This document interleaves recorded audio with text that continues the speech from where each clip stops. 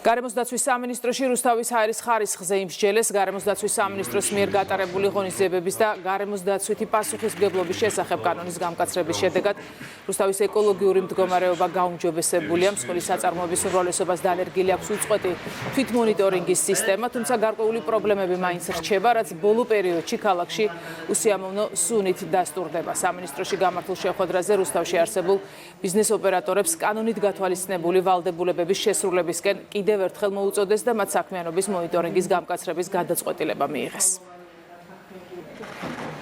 შევთანხმდით, რომ ზედამხედველობის დეპარტამენტი გაინტენსიურებს კონტროლს ქალაქ რუსთავში არსებული საწარმოების, ერთის მხრივ რომ დაიდენტიფიცირდეს აი მძაფრი სუნის გავრცელების წყარო და მეორეს მხრივ, რა თქმა უნდა, საწარმოებს, რომლებიც არ ასრულებენ კანონმდებლობით გათვალისწინებულ ვალდებულებებს, მათ მიმართ გატარდეს შესაბამისი ზომები. ინტერესი რუსთავში მაღალია, თუ როგორ მუშაობენ საწარმოები და რას აკეთებენ იმისთვის, რომ მოხდეს გადაიარაღება, თანამედროვე სტანდარტების დანერგვა. მთავარი შედეგი არის, რომ ჩვენი მოსახლეობის ჯანმრთელობაზე არ აისახოს არც ერთი საწარმო საქმიანობა. რიგი საწარმოების მხრიდან გარკვეული გამოფრქვევის, ასევე კანონის დარღვევის ფაქტებიც შეინიშნებოდა.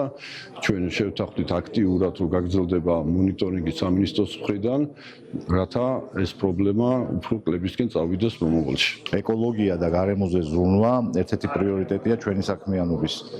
რა თქმა უნდა, წარმოებამ უნდა იმუშაოს, ბიზნესმა უნდა იმუშაოს, მაგრამ ეს არ უნდა მოხდეს მოსახლეობის ჯანმრთელობის ხარჯზე.